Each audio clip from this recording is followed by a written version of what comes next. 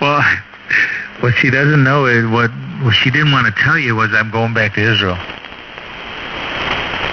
Hey, speaking of popping rabid animals, did you see that woman on the news tonight that shot the giraffe? Who shot a giraffe? Oh my God. Who shot the giraffe? This woman, this blonde, she's on the news all the time she's a big game hunter, and now she shot a giraffe. She's been shooting everything. She goes all over, big game hunting. A lot of countries like Africa, you pay the largest sum of money just to go, and they get a guide and everything, and they bring you out shooting giraffes. Did she do it while she was jumping out of an airplane? She said she was landing? No, she was, on the ground. She had a little bipod stick there that they use, and she scoped rifle, I don't know what caliber, big old rifle, and bang, shot the giraffe. She shot a wildebeest down in Texas.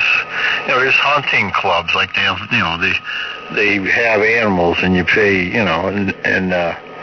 there's a lot of that. They say on the news that 80% of the big game hunters are Americans, go around the world shooting big game. Did she stuff it? What'd she do with it? Well, she had a piece of it. It wasn't the whole giraffe, but she said, here's a piece of the giraffe I shot. I'm telling you, they were interviewing on the news. People, send her threatening texts or whatever you call them, and calling her all kinds of names for shooting giraffes and animals. I used to hunt. I used to hunt birds. I was just like a pheasant hunter.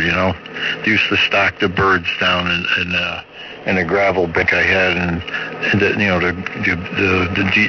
DEP guys would come down and stock the birds. You had to wait 2 or 3 days till they learned how to fly, because they're raised in under netting, and they don't fly. They just would walk around. You can go over, grab one, pet it, But after 2 or 3 days, they start to fly, and then you can get them on the wing. It was a lot of fun, but I don't even like doing that anymore.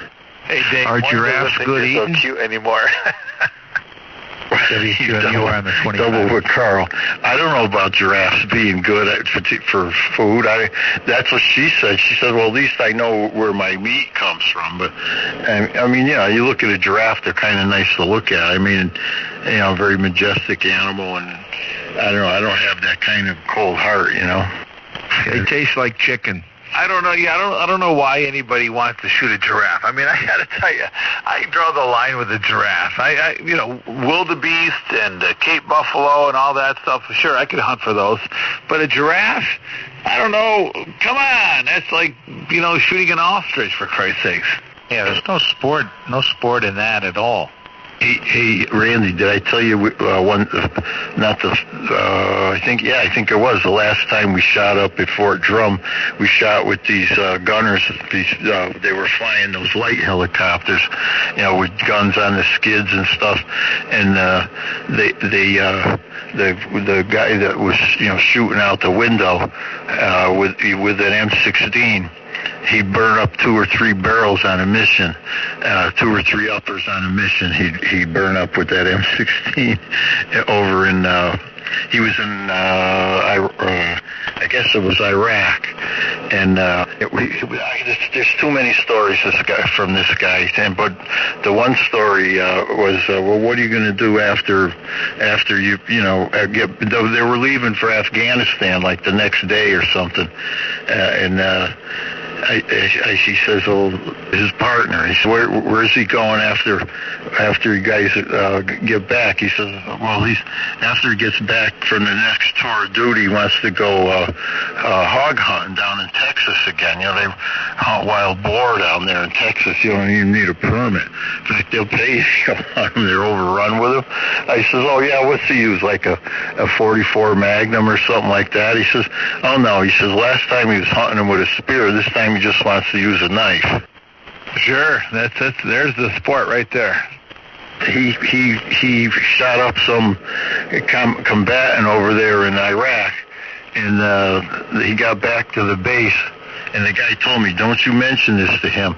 They got back to base and found out that all his buddies were razzing him because the combatant that he shot up didn't die. They had him in the medics building, reviving him, patching him up.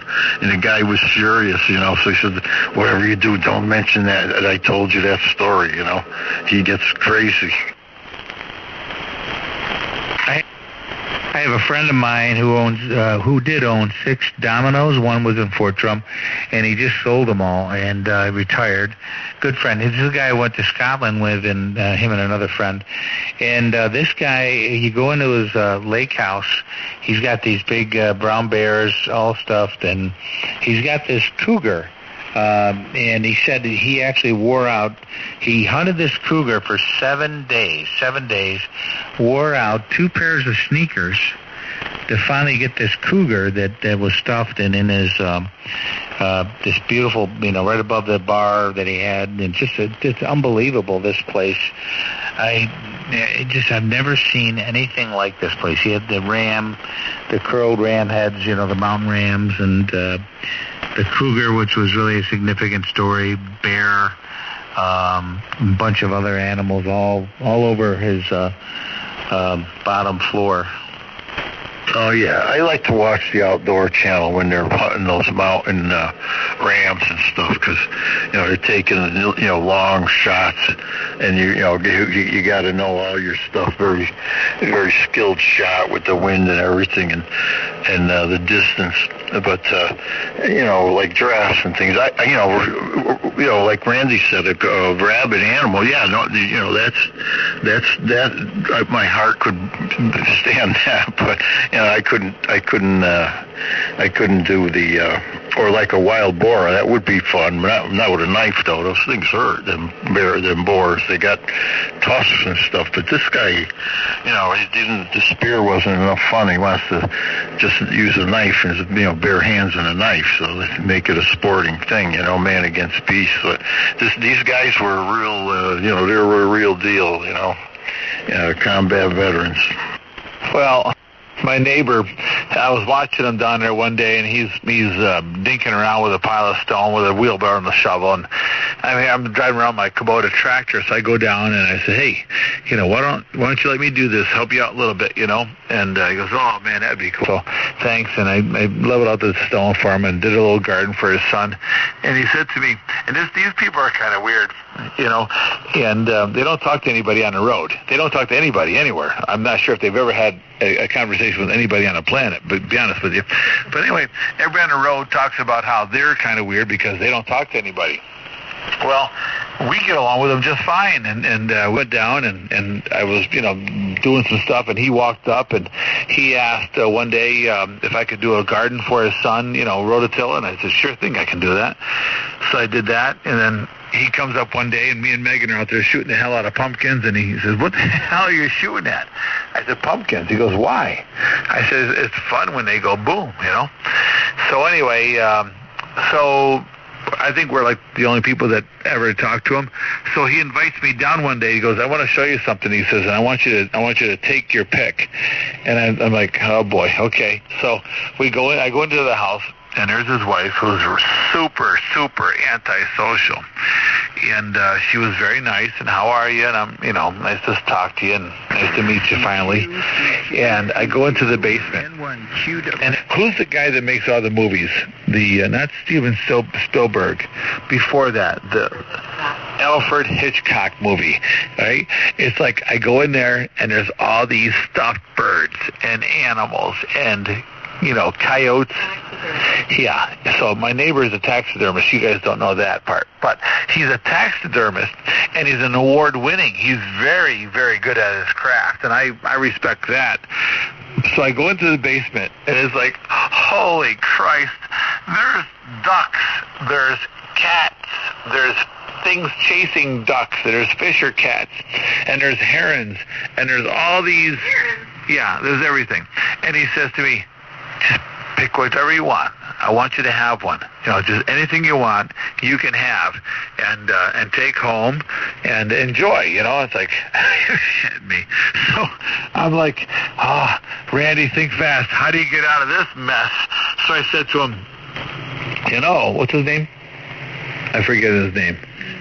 Matt. I said, Matt, Maureen's a real bird person, and I don't think she would really appreciate the fact that I've got one of these things hanging in the house, So, because she feeds all the birds and everything. But don't think, I love what you do. I think it's great. It looks really terrific. Oh, my God, you do a great job. How do you get the eyes to look like that? Where's the beak come from? Okay, and I started asking him questions, trying to be, really smooth about this. There's no freaking way hell I want any of that stuff anywhere in my house. I don't, you gotta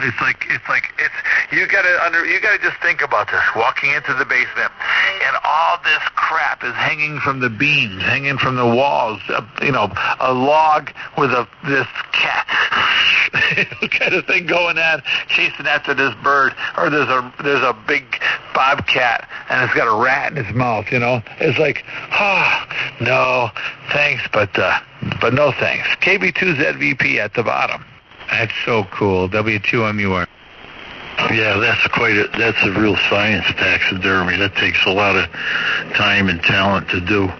But yeah, that's quite interesting. Well, what's wrong with the bobcat with the rat in his mouth? That would have looked cool in the kitchen. Yeah. Well, listen, we got an old beat-up old house and all that stuff, and even at that, I don't think I need a bobcat rat in his mouth in the kitchen, Dave. We have a bar in Winston we go to. It's called the Red Rooster, and they had a moose or an elk. I think it was an elk on the wall. It was done beautifully too, And of course, the people come in, they get all liquored up, and they wrecked it. It should have been hung higher where they couldn't get their grubby paws on the thing. They ripped this thing off the nose, and why do people got to be that way? Getting back to those helicopter pilots there, this same guy, we were shooting handguns, and at I think roughly 100 yards or so, and he tied with Johnny, and one of the guys we do it with, the guy where we built the rifle range in his backyard, so 2 or 3. Anyway, they tied score, so they had to have a shoot-off, but the shoot-off was weak hand, no support. In other words, now you, instead of using your strong arm, use your weak arm without any support. This guy shot the same score, and he had wounded his left hand shooting strong arm support. The slide came back and cut the top knuckle on his thumb, and he had it all bandaged up. So now he had to shoot with that left hand all bandaged up, and he shot the same identical score that he shot right hand support. Or they call it strong arm support, I guess. I don't know. Yeah, strong arm support. And Johnny, I think, got a 3 on this. I must be getting old because I cannot get this radio to come up with that shortwave listening screen. And I found it in the book, and I just can't get it to work.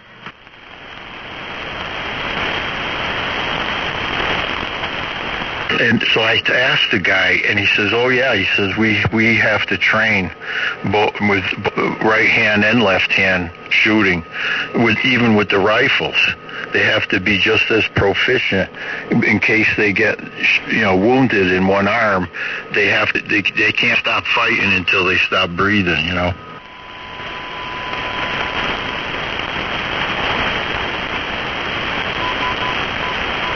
I'm just thinking how many hours he had to train to shoot that well. I mean, just unbelievable.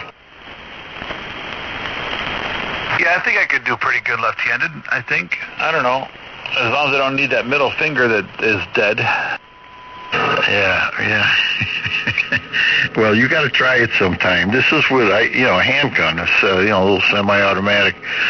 He had something different caliber that I wasn't familiar with in a semi-auto handgun. I forgot what the hell he was shooting, but Johnny, I think, was shooting his .40 caliber Heckle & Koch. and I don't know what this guy had, but and those guys could shoot. It's unbelievable, and they both fly, because if one guy gets shot, the pilot, the other guy has to fly too. You got to get back. Sure thing, yeah. It's fun to sit here on the ham radio, talk about all this stuff, but those guys are out there facing it every day, and that's life or death. That's the real deal there. Well, did you see on the news the Russians tried to ram one of our battleships out there in I guess it was the South China Sea? Well, yeah. Did they try to ram it, or did we just slow down in front of them?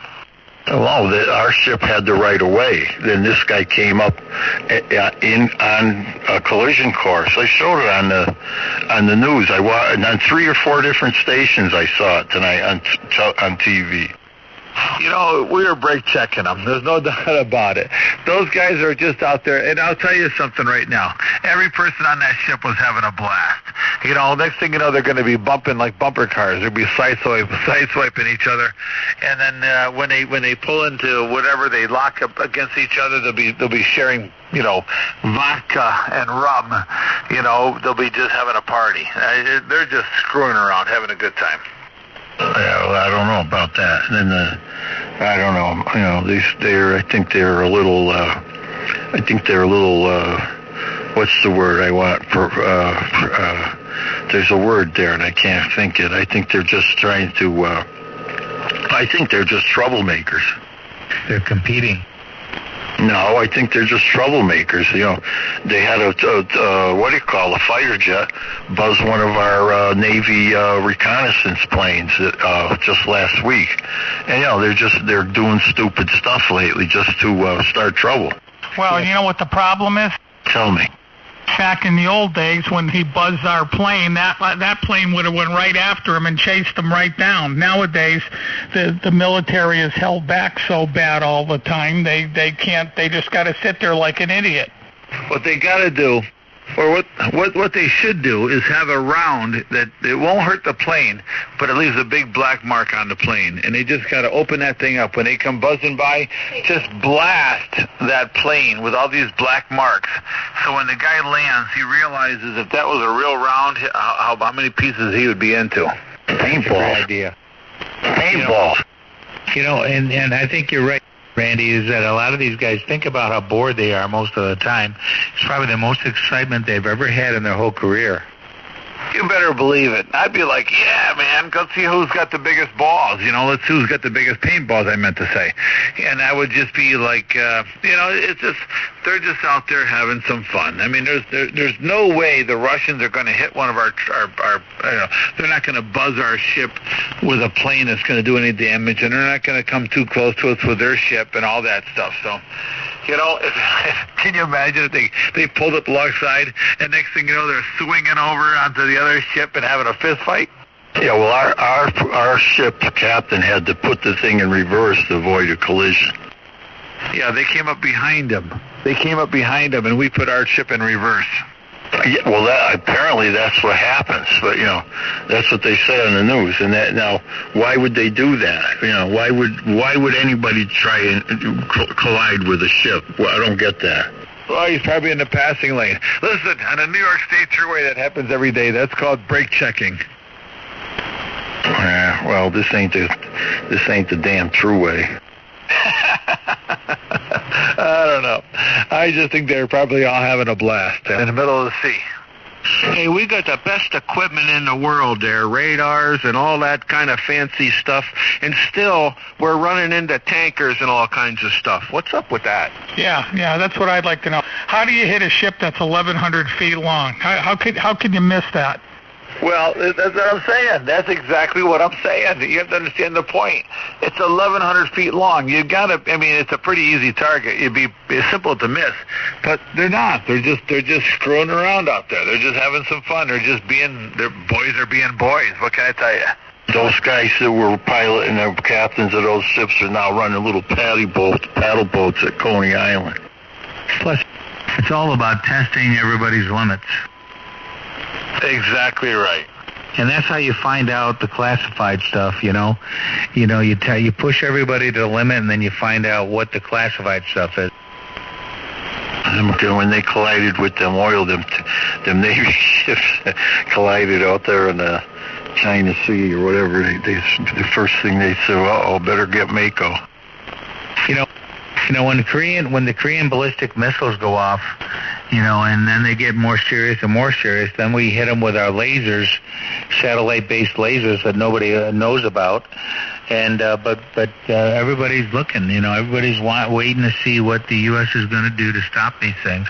You wonder why these missiles that didn't launch and blew up on the pad, what happened?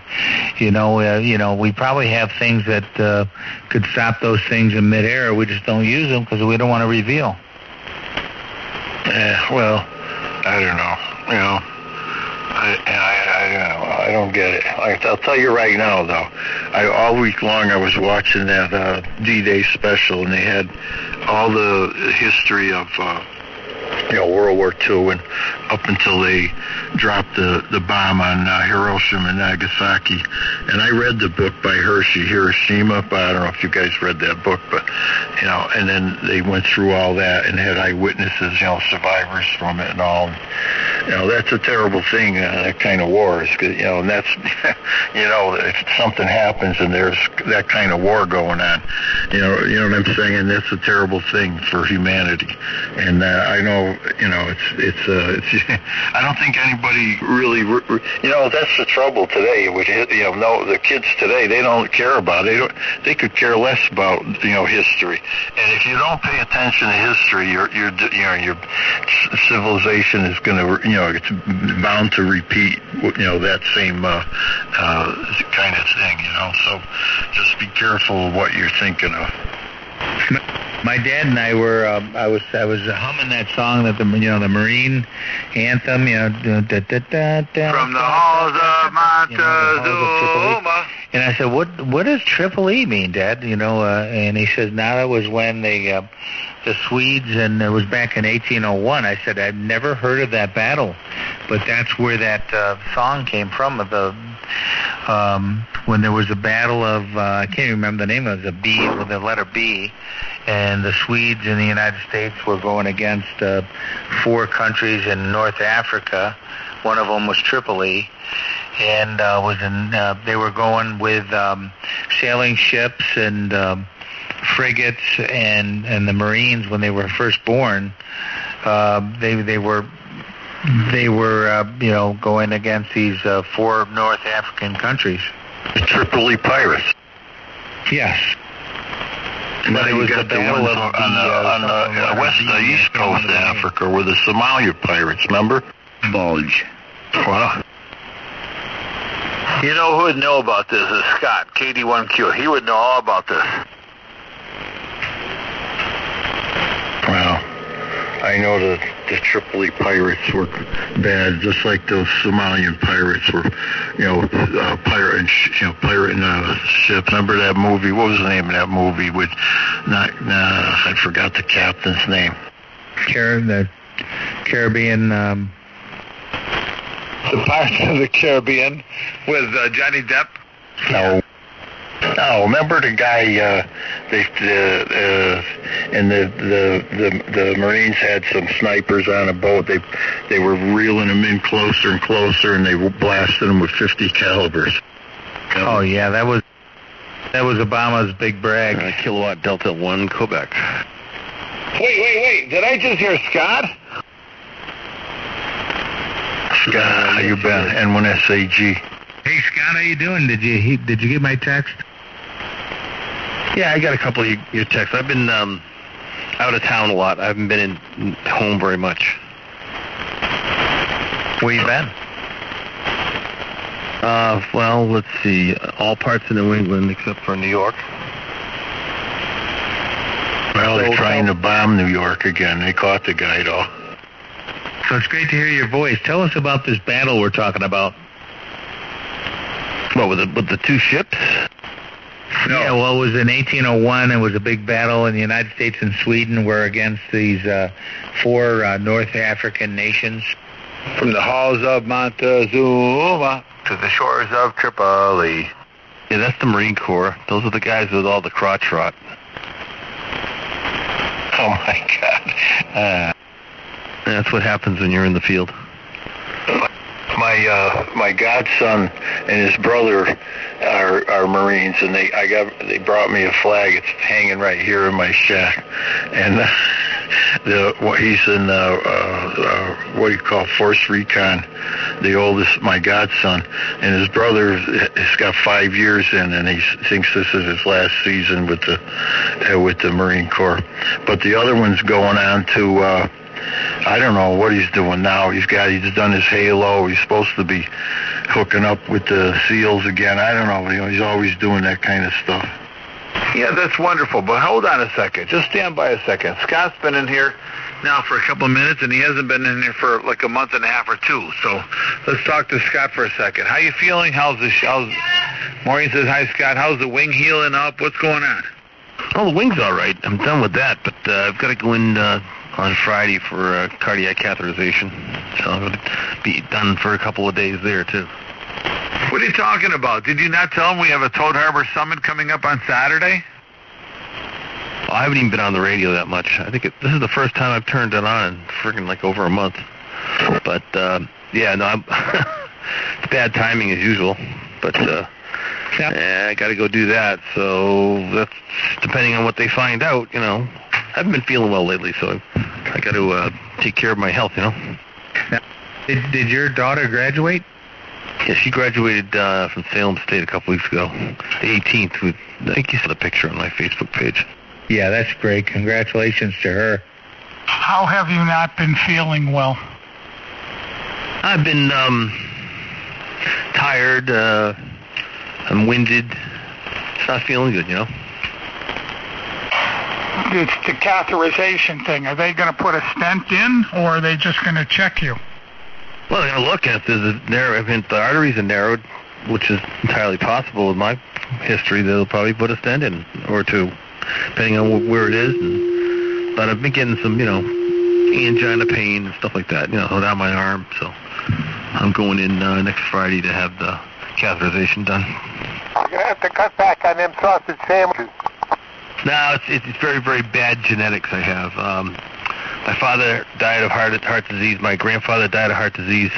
My brother dropped dead at 53, so I am under the care of a very good cardiologist. He said, well, it's time for you to go. You're 55. It's time for you to go in and get this done, because if there's anything going on, we'll be able to prevent it. So I'd much rather go in and prevent the event than have it and then have to go in and have a dead part of my heart muscle.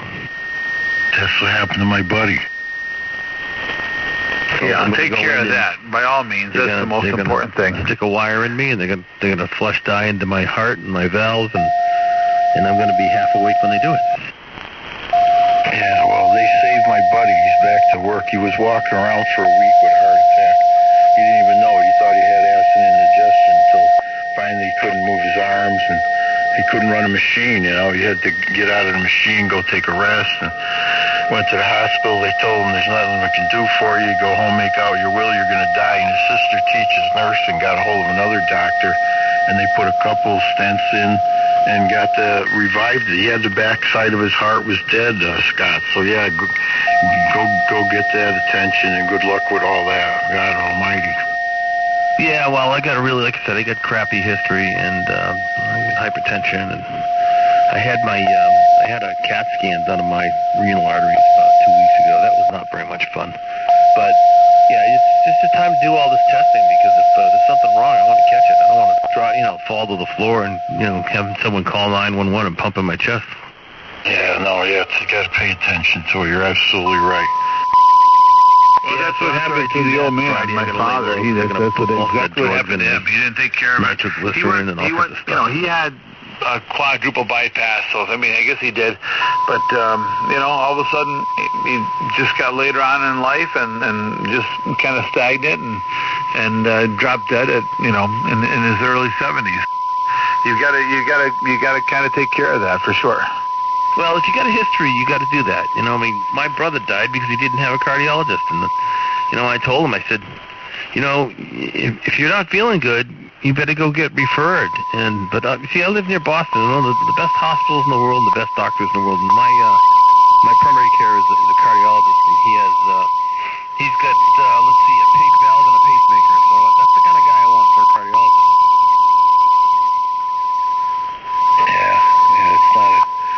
nothing to fool around with. I found out about that, and yeah, he's I'll tell you though, he's back to it. You would never know. You would never know he had that done, and that he's had that problem now. This doctor that did the operation, when he did it, even he said, you got a 50-50 chance here, buddy. He says, I hope you come out on the right end of it. Well, I haven't had a heart attack, and I don't intend on having one. And this is the only way to find out whether there's one coming. So that's what I'm doing.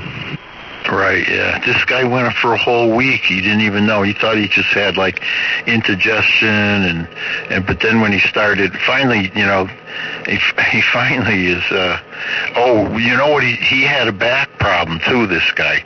So he thought all this pain that he was having and his problem with his arms and limbs and things was due to a back problem with his disc. And he has this really good chiropractor in Waterbury. So he goes and calls the guy up. These guys, come on down. We'll put you on the table and see if we can help you out. And the guy goes down there. He took one look at him. Listen, I guess put the scope to his heart and said, you're having a heart attack. I'm calling an ambulance. You're going to the hospital. The guy saved his life. Right, yeah, you're absolutely right. And his sister, because the first doctor over Hartford Hospital said, go home, make out your will. There's nothing we can do for you. And I went up that day. It was the day before we left for Italy. And I said, well, what are you going to do? You're going to have to take it easy. And the next day, his sister got him back in the Hartford Hospital with another doctor, and this doctor fixed him. It was unbelievable. Something like a medical miracle. I told you how the fortune teller saved my dad's life. How'd that go? Well, let me just tell you. Just lock this. Let's lock the rig down.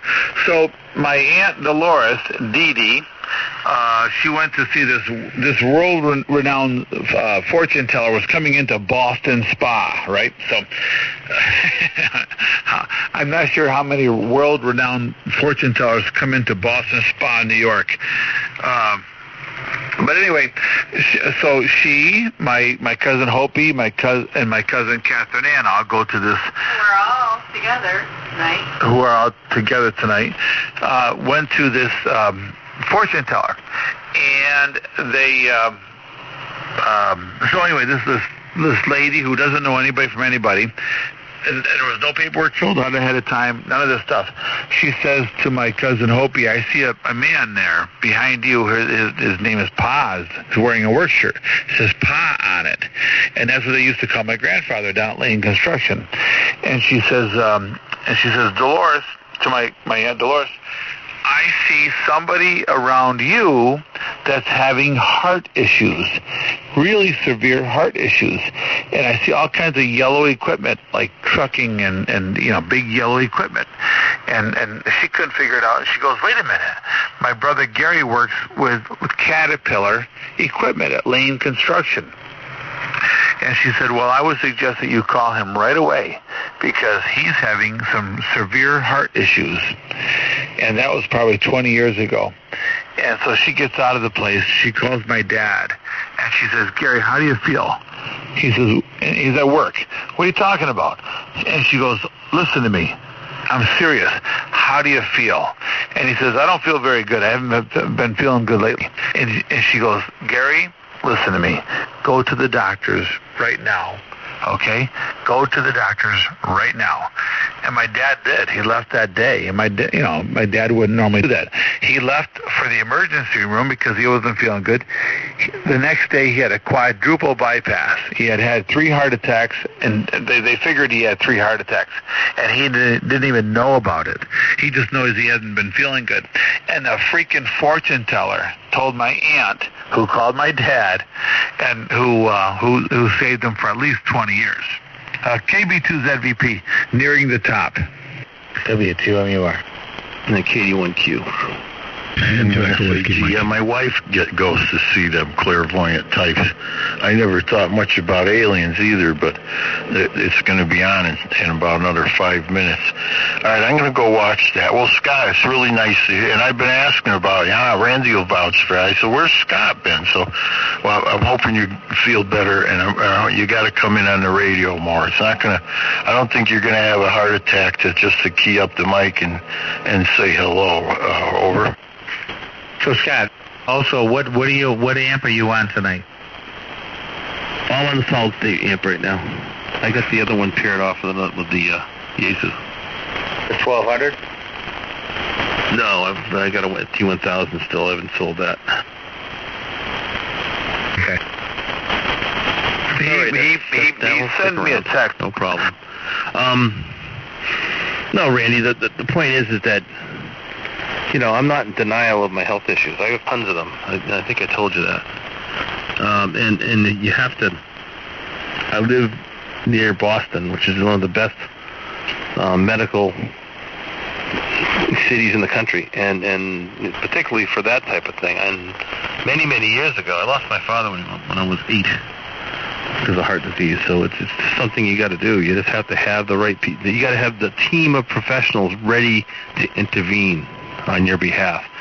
So if this test shows that I have blockages or if I need bypass surgery, it's just going to get done. Yeah, absolutely. I mean, you're in the right spot to get it done, so just get it done and move on, right? Yeah, because just about every other male in my family, like my brother, for Christ's sakes, he didn't even know he was having a heart attack. He went to his primary care. He never even sent him to a cardiologist, and about a week later, he was dead. He had a heart attack and died? Well, that's what they think, He died so quickly that, he just kind of, he was downstairs in front of his computer while the rest of my family was upstairs in my mother's house, and he dropped dead downstairs, and my nephew found him, slumped against the wall, dead as a doornail. Well, he went fast, right? And that's all you can hope for, I guess. I don't know. We're all gonna die from something, and it could be tonight, it could be tomorrow night, it might not be until 10 years from now, but we're all gonna run into that brick wall eventually, and hopefully that the way we do it is fast, and we're not suffering for years, and we're not making a lot of other people around us suffer for years.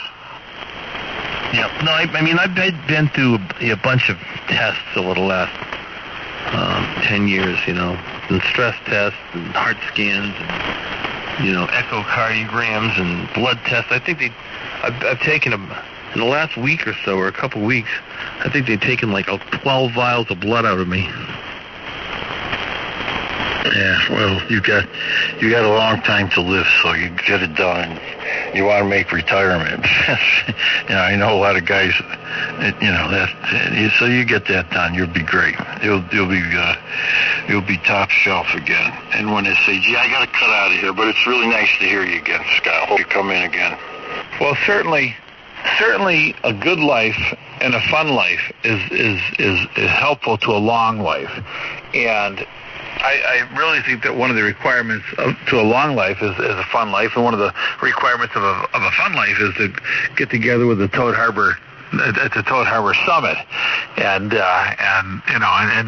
cut up and have fun and all that. So, Scott, it's not going to be the same if you're not there. I'm sorry that you're not going to be there, but I certainly hope that you take care of yourself and you get patched up and get going in the right direction, and we can have more summits and you'll be at one of the next ones. But best of luck to you. No, that's all right. I'm ensuring that I'll be at the summit. If you don't hear from me for a while, well, no, you'll hear from me. If I go in there and they go, oh, you need bypass surgery, they're going to ship me to Mass General, so I'll text you from my hospital bed. Yeah, well, that would be good. I've got a few people that I'm texting now that are in the hospital doing some surgery stuff with cancer and like that. So yeah, whatever. I hope the best. Yeah, we just lost a good friend, by the way, ham operator in Michigan, Gordy, W-A-T-I-C, about a month ago to cancer. It was very sudden. He went in and was complaining, not feeling well. He went in. There was supposedly something wrong with his kidney. They opened him up, and he was riddled. So he lasted about 10 days after they opened him up, and then he was dead. Yeah, well, that's the fact right there that we all have to face. That could happen to any one of us. So, have as much fun as you can today, because you never know what tomorrow's going to bring. Yep.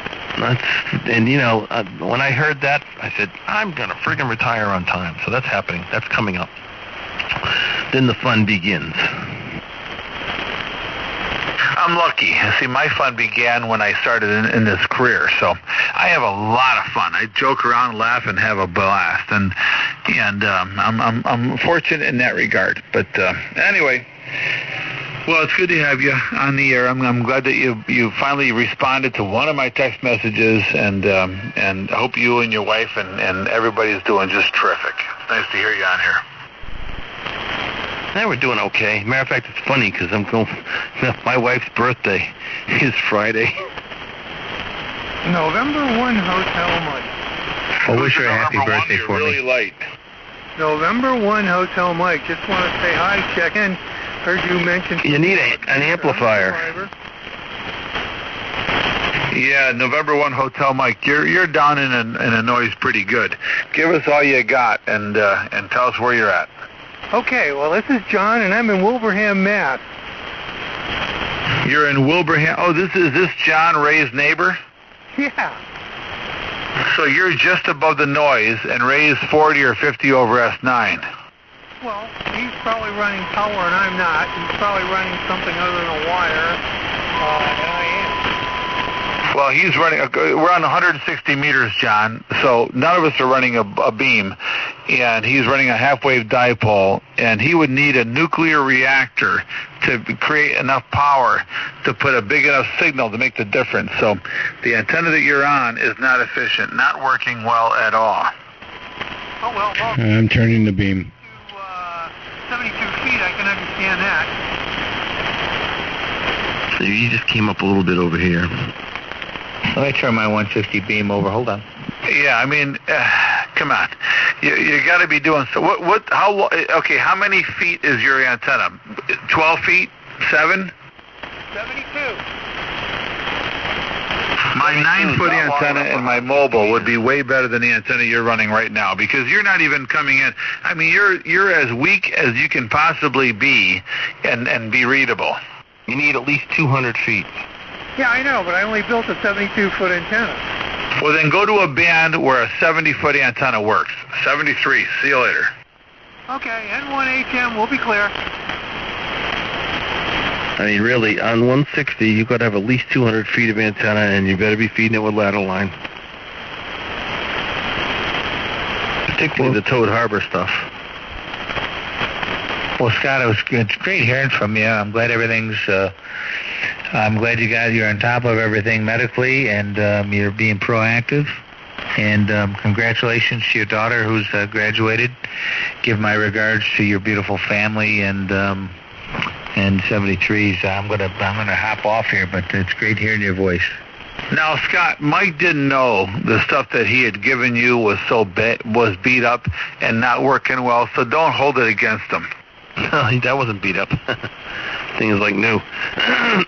Everything here is like new.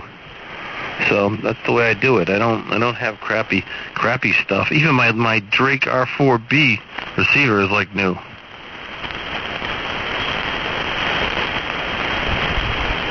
So it's all good. It's all good. So yeah, I got to take some time off anyway. I'm probably gonna take a week off sometime soon. I'd like to do that. We need to start working on this house too. This house needs some work.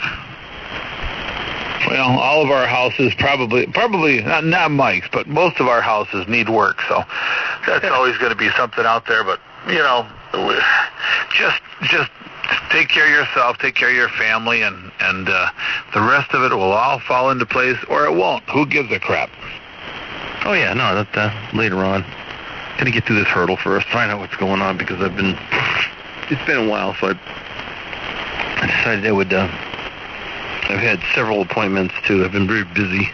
I at least got the shoulder's in good shape, though, now. I mean, it's not 100%, but it's about 80%, and I can move it, whereas I couldn't move that before. So I'm glad I got that done first, because if I got to go through this stuff, it's something that one less thing, you know?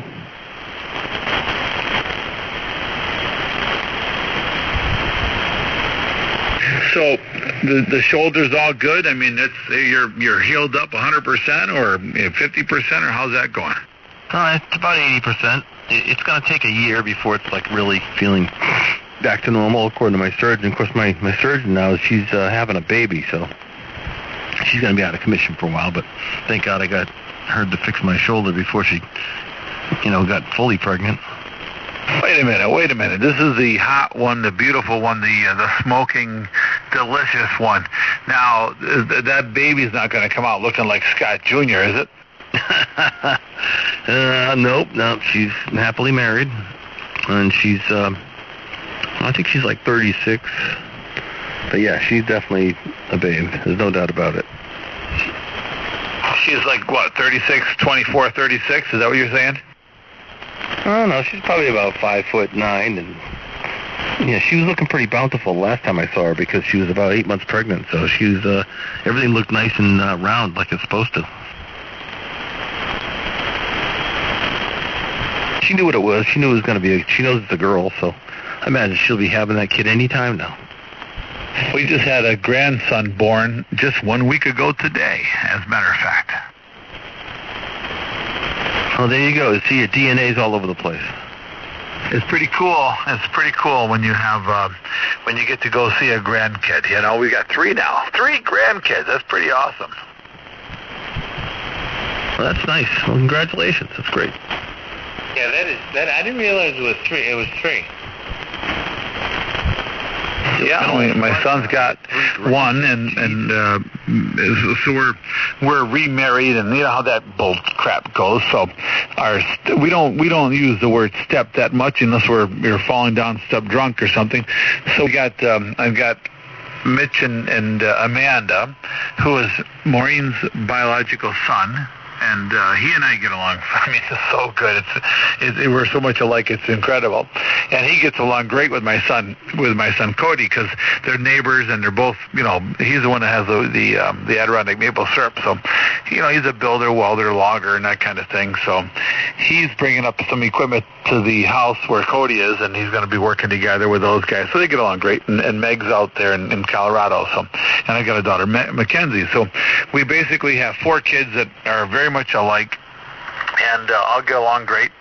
And anyway, so my son Cody has a granddaughter, or has a baby daughter who's a granddaughter, and Mitch has a baby girl and a baby boy. So, yeah, pretty cool. We've got the kind of not quite the Brady Bunch, but we're making it work, and it's not that hard. We don't have to work at it that much. Very good. How's my signal up there tonight? 1,049 watts PEP. 1,049 watts is about 25 over S9. Big signal. Okay, audio's right where it needs to be. It's been a while since I blew the dust off this thing. Yeah, it's perfect. It's just exactly where you want to be. I love this old rig. I don't know if I'll ever get rid of it. I'm telling you, things I'm hearing about the 7610. Kyle. Someone told me the other day he has one and his display went out. Like, he had it for 6 months, the display went black on him.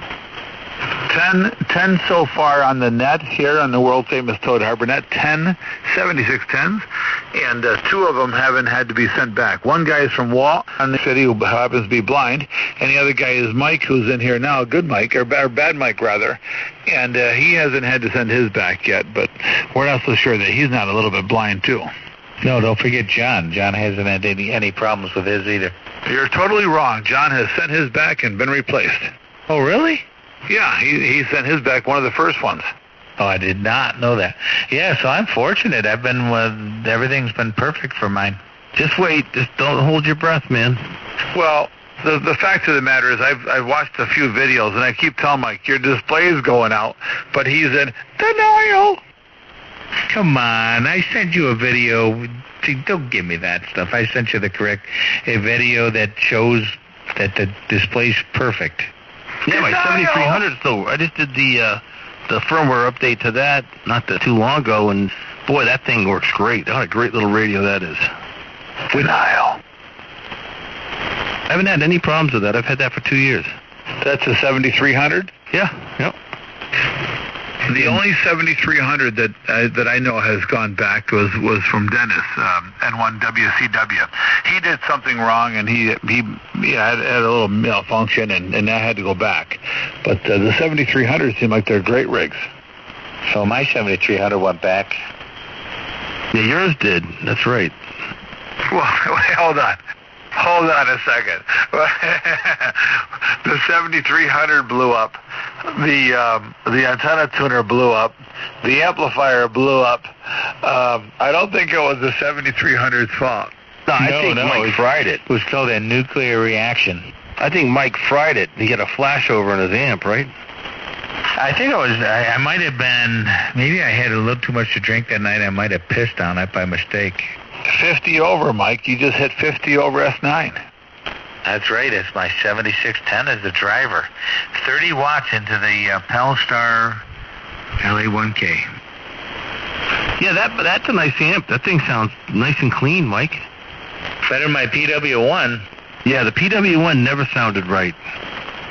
You know, and I've heard at least 3 guys with the PW1, and they sounded pretty good, but the bandwidth was terrible. Yeah, you know, it's funny. Everybody I talk to, this cheap little crappy ALS 1300, they say it sounds great.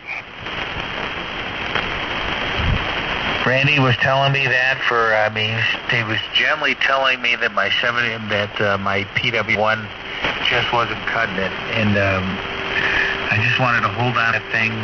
Hold on. But man, when I sold that thing, I could have got $3,000 for that.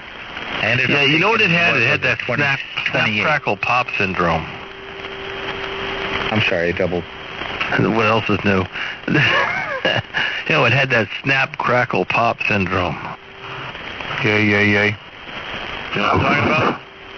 Okay, just put on the headphones here. So, Maureen's going to bed, so I thought I'd be polite. So, good night, Maureen. Got my headphones on, Scott. What the hell's the matter with you? Oh, well, just say good night to her for me, then. Good night, Maureen. Scott says good night. No, she can't hear. She went to bed. I don't blame her. She's warming up for you. She's a long ways away from me, but you know what? The thing is, I just like to hear my own voice. Well, Randy, I've got a empty 7300 here. You could put that in the bedroom so she could monitor us. Are you kidding me? That's an SDR. I'd melt that thing. I'd melt the the receiver in that thing in 10 seconds. That's all right. I got attenuation on that. I can dial that up to 28, or whatever it is, 30 dB. You're going to need 769 dB. Hey, you know how that goes. I mean, Scott, Randy and I are following each other to different functions in our mobile operations, and we're like right behind each other. You know, just crushing each other, 500 watts each. Not a problem. He really wasn't crushing me. I was. Oh, I can't believe that. You weren't crushing me. I was crushing you. Well, the signal's all going up north. Or it's going straight up. Well, actually, probably not. That's vertical, right? It's a vertical. But it's got that capacitive hat on the top of it. Yeah, well, we were definitely back in, we were, that's near field stuff. We're seeing each other. It's near field. But we didn't have any trouble at all until we went past the pot store in Massachusetts, and I noticed that Mike's truck kept turning toward the pot store. So I'm leaving Northampton. We got together there for a little summit overnight, and it was lots and lots and lots of fun. As I'm leaving, I was amazed at this pot line. That these guys were like a mile backed up, and I got my video. I'm driving with one hand. I got the video going with the other, and I'm moving very, very, very slowly. and as I'm moving, the field of view comes into a Northampton cop who's screaming at me, what the hell are you doing? Move it, move it, move it. You're holding up traffic.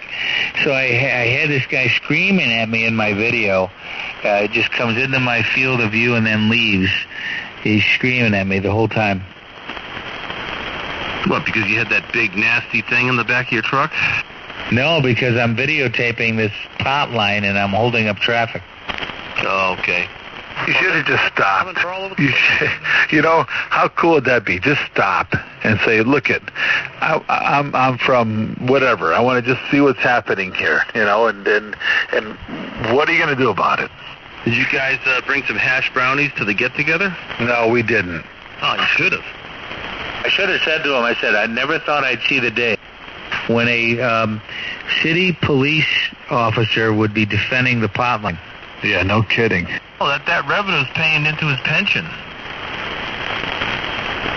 Yeah, the world's a little bit effed up right now. But we had a great time at the Northampton Summit. That was a good time. Isn't that the one where Ray was hitting on this 22-year-old or something? Yeah, that was, I forget. I made up a name. I have no idea what her name really was. But that's the one I had to drag his ass out of the bar. Yeah, the Italian stallion, right? Yeah, we had a good time. It was it was a lot of fun. There you go. Well, you know what I can do is I can FaceTime you at. I got my other phone. I can FaceTime you at the summit. How's that? No. There's no technology. Listen, you got to be there or you're not going to be there. But we can't. No, we're not FaceTiming. Okay. We're like the Waltons. Okay, show up or you'll hear about it later. But we're not FaceTiming. But if there's nothing wrong, it's a 3-day thing because I can't be bleeding and. And if there's something going on, then it's going to be longer. How about slow scan TV? Yeah, what if you had, let's just say there was an alien invasion and you had to get up and run. I mean, the same thing as going to the summit. How about high scan TV? Yeah, that wouldn't work, huh? No, come on. You're either there or you're not. Okay, well then you just laid the ground rules, didn't you? Well, yeah, but Mike's trying to, you have to understand something, Scott. This has nothing to do with you, by the way. It's all about Mike, because Mike is boning us. He's decided that going on the boat, for Father's Day weekend, come on, Mike. It's Sunday. Sunday's Father's Day, okay? Those kids don't want to really spend that much time with you. They just want to use your freaking boat. Just give them the keys to the boat. Let them use the boat on Saturday. Show up on Sunday. Everything will be good. It's so sad. You'll get the present. They'll give you something. Maybe they'll make you some hot dogs. I don't know. Yeah, you're the father, Mike. You get to choose what you want to do. Holy cow. Is Carl still awake after 10 o'clock? Carl, did you have your Raisinets? Where's the wheat? Oh, well, I don't know. I might have a bowl of Raisin Bran in a while. I don't think Carl, Scott knows Carl. I knew he was out there. Yeah, they've got to increase your fiber intake. So Nobody knows Scott, where I go. Scott. He's from out there by Boston. And Scott, this is my friend Carl. Now, Carl and I go way back. And Ray, by the way, we all go way back to the early, like the Stone Age era, like 1990, 93, 92, something like that. We were VHF weak signal guys, and Carl, recently retired. He's been a second shifter, a third shifter for a lot of years, and Carl found us here on the world famous Toad Harbor Net, and of course we enlightened his life, and now Carl's a mainstay at the world famous Toad Harbor Net. So, Carl, meet my friend Scott. Scott, this is my friend Carl. Oh, Scott and I have spoken several times here on the net, probably sometime between now and last September or October. Yeah, you have like a huge signal here. You're like really strong. Well, I would chalk it up to good advice from the world-famous Toad Harbornet. Well, it's working. You're like 35 over. God, you're blowing me out of the water here. You're even stronger than Randy tonight. Over. Hey, you're 40 over here, Carl, KA2EXP. Steve, his antenna is like 12 feet from your antenna. You gotta get November 2 Echo Whiskey Mike on the 20. Hello, Gary. Good evening, Mr. Randy. You missed the 20 by a minute. I did, I know. It just changed. I'm sorry. N2 Echo Whiskey Mike on the 21. Okay. So you hear Scott out there. Do you remember Scott from the old days, Gary? I do remember Scott. Good evening, mister. How you doing, Gary? Very well, thank you. That's awesome. Yeah, you're strong, too. Actually, it's a good night for 160. It's nice and quiet. Last week was horrible, man. There was a lot of static crashes. How do you know? Because I was listening. Yeah, but you don't take the time to key up to the to your brother and on the 160 on a Toad Harbornet. I didn't hear any voices. It was just a bunch of static crashes. You're busted. I gotta tell you, Gary, I think I got him. Busted. I hear a backup alarm coming on. I didn't hear on. anybody out there, and it was during the day. Beep, beep, beep. Yep, that's right. I didn't hear anybody, and so then the static crashes were 40 over, and there was thunderstorms. So that's the reason right there. I'm not going to key up, and there's nobody there. My loop on the ground is S1. Yeah, well, tonight's nice. So, Bad Mike, I'm looking forward to seeing you this weekend. Well,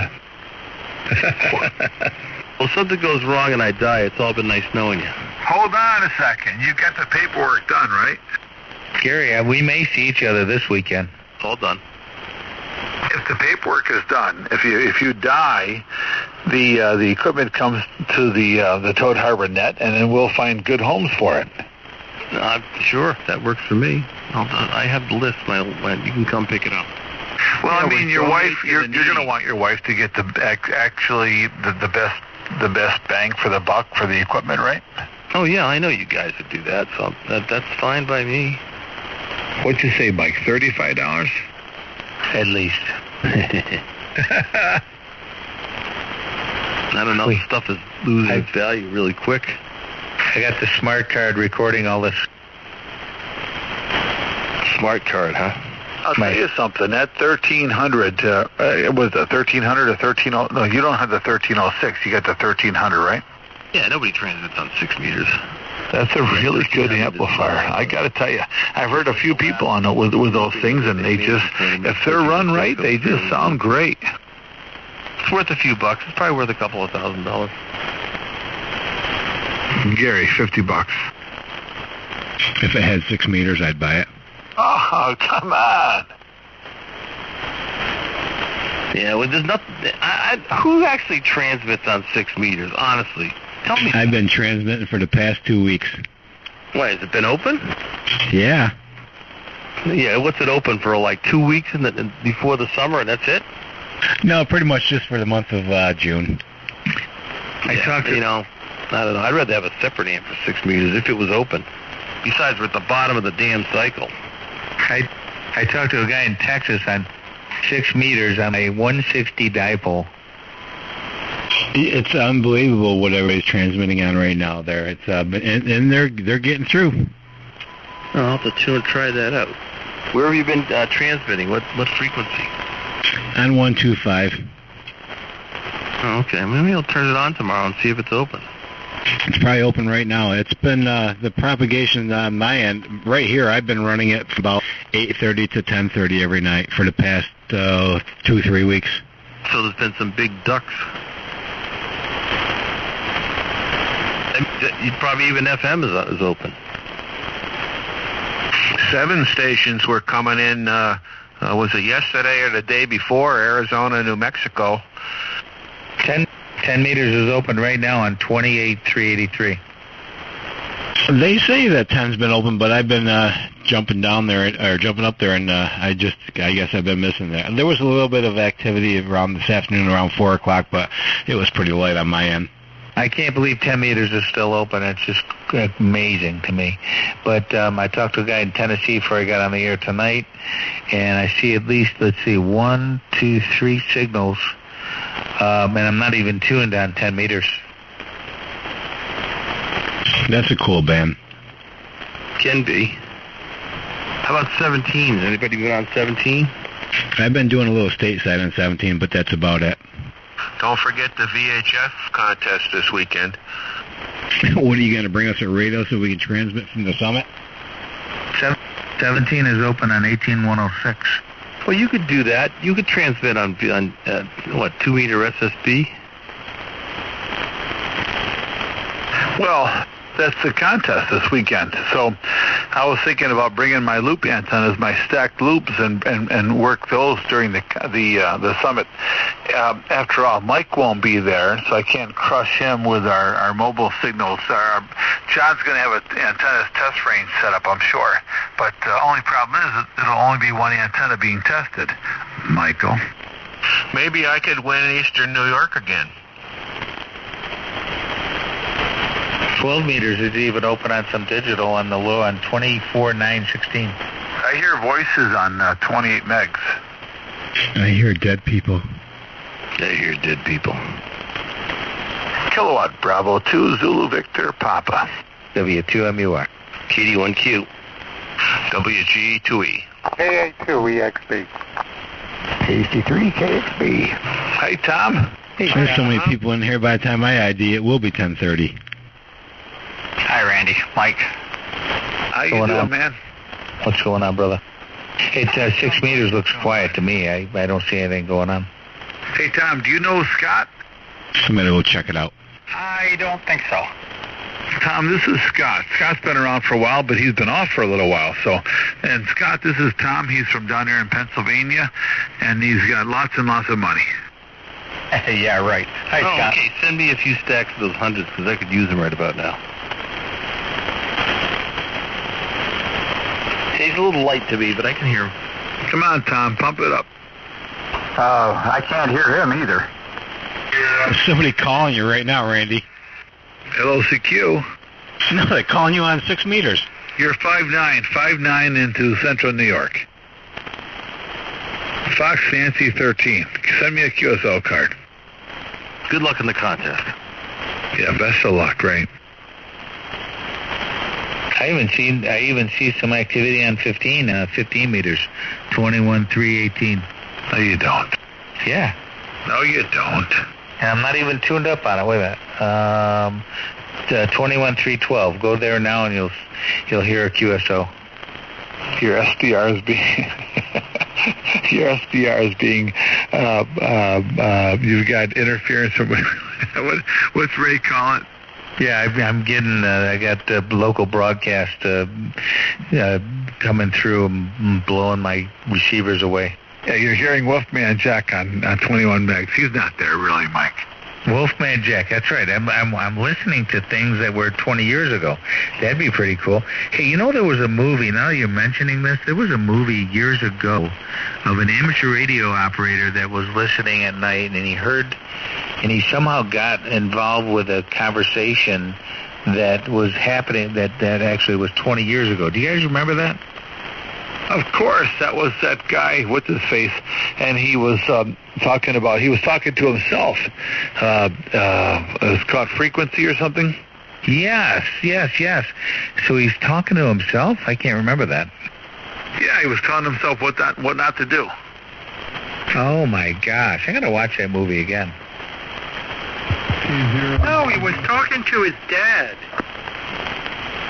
He was talking to himself, wasn't he? No, that was in the past, and through the ham rig, they changed things around so that he never ended up getting killed, and it altered time in such a way that they eventually got back together. He is a fireman. Yes.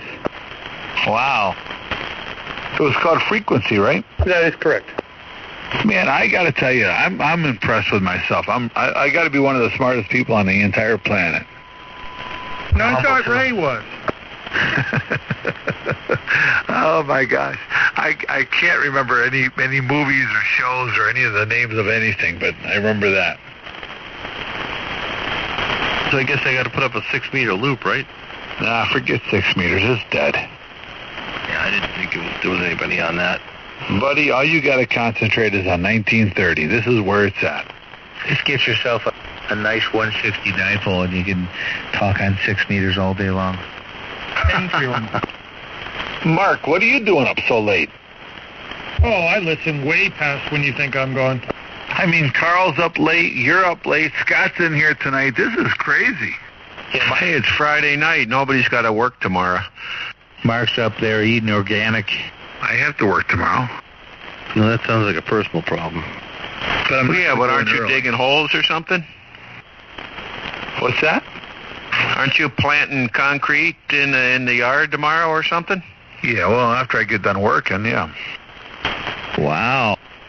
This is secret stuff, Carl. You're not supposed to share that. Well, gee, I mean, whatever I hear on the radio, I assume is for public knowledge. Fair game. Yep. So you got the concrete truck coming, huh? No, I have the concrete truck. I got a pallet of concrete mix out here, and I'm going to mix it up myself. Yeah, I knew you would not wait for those guys. Well, I don't need that much. Trust me, I'd rather hear the beep, beep, beep of the backup alarm coming than mixing up myself, but it is what it is. Oh, come on, you're probably going to get into that.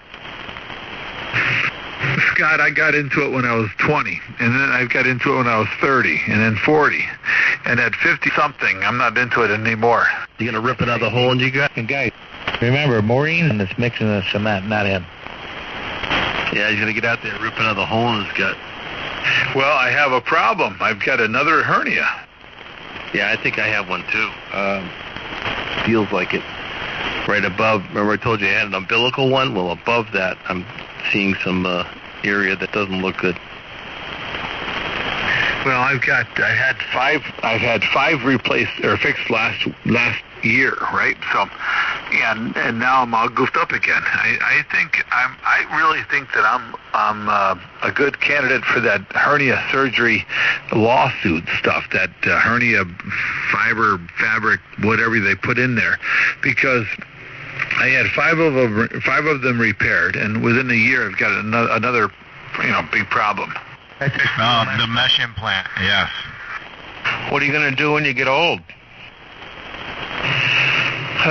Well, Carl, basically I'm going to die, like the rest of us. Carl, he's not going to mess around with concrete anymore. Yeah, I'm just going to stick with the steel.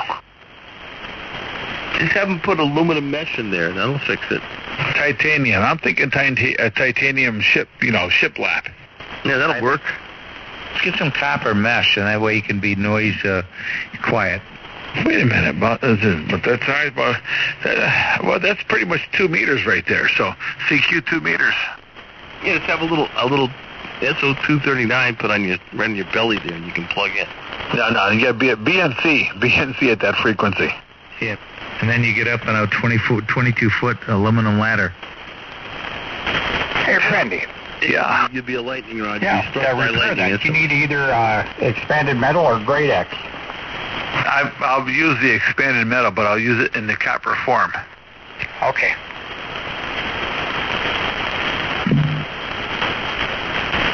November 2 Echo Whiskey Mike past the bottom. Man, when you come in here, you keep doing that. What do you think? That's all I can get. Isn't it like every 45 minutes we're supposed to ID KB2ZVP? There'll be a 2 MUR on the 35. KD1Q. KA2. So, Steve, how you been? Good. Just enjoying the 3 days of good weather we're going to have. Now, I know we're looking forward to it. I know Sunday is going to involve a lot of motorcycle riding. Yeah, Americade is going on now up at Lake George, right? That's correct. Gonna say, where are you gonna go to? No, you're not gonna go to Saugerties. That's next week. Is Darlene coming to the picnic, Steve? She's sort of on the fence about it. I think she may. Okay, well, let me know. Can we get a roll call for next weekend? No. Well, that's not good. There's going to be a lot of people staying overnight, which is going to be a lot of fun. I mean, there's quite a few people coming. I don't know how many. Whatever shows up, but you know, it'll be a lot of fun.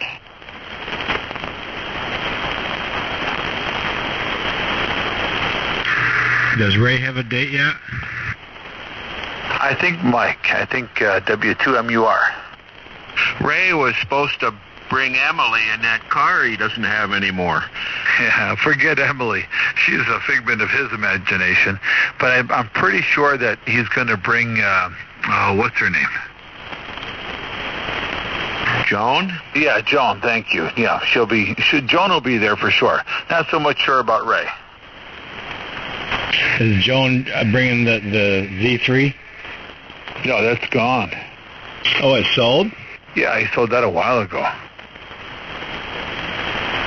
Jeez, I thought that was the transportation to the summit. He'll be driving the Impala.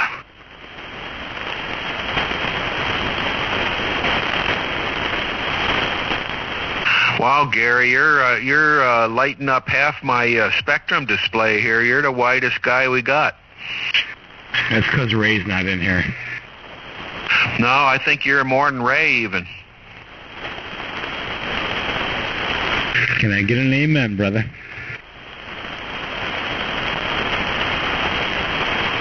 He's watching Unidentified there. I'm going to go up there and watch that here shortly, too, because I'm recording it. You know what? I mean, if we're being visited or whatever these folks are, watching the show on TV isn't going to make a bit of difference, you know? We couldn't be so lucky on this earth. They'll find out there's no intelligent life forms on this earth. He's got bigger fish to fry than Earth. That includes me, too. Come on, Tom.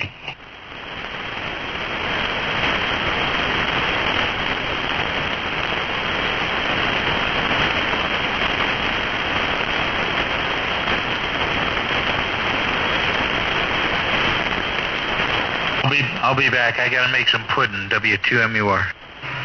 What? That's a good one. I'll be right back. I got to make some pudding, too. Wait a minute. There's an explanation needed. I got to make some pudding. Yeah, you're definitely Ray's date. That means a very nice-looking lady just walked in. I think you need to reconsider your stance on next Saturday, Mike. I agree. I can be there this Saturday. That's tomorrow. I'll be there tomorrow.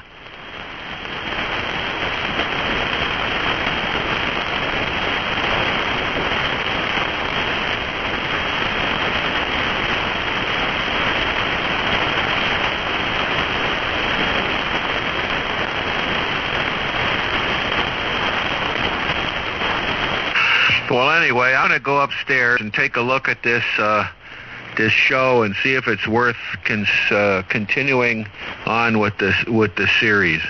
And at least I should watch it so I can have an intelligent discussion with Ray tomorrow. All right, Carl. Have a good night. I've got to go, too. I've got to get the morning, so I've got to work tomorrow. And it's 10:40. So anyway, Best 73, everybody. And Scott, especially, it's good to hear from you tonight. And looking forward to talking to you more. And good luck with all your, your health stuff that you got to get through. We'll see you all later. 73, KB2ZVP. There, Randy. WG2E. Yeah, I'm going to head out. I'm tired. I'll talk to you guys later. KD13KXP. 73 from Albany. 73s. Be a good boy, Randy.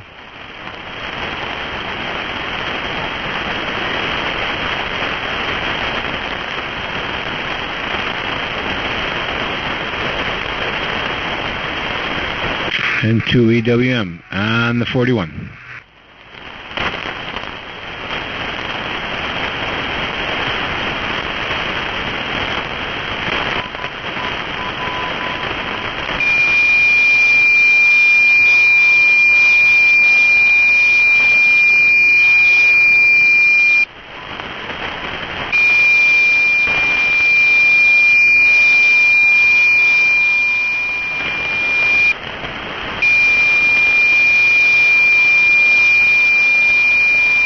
Be right back. I gotta jump up the band and say hello to Jack.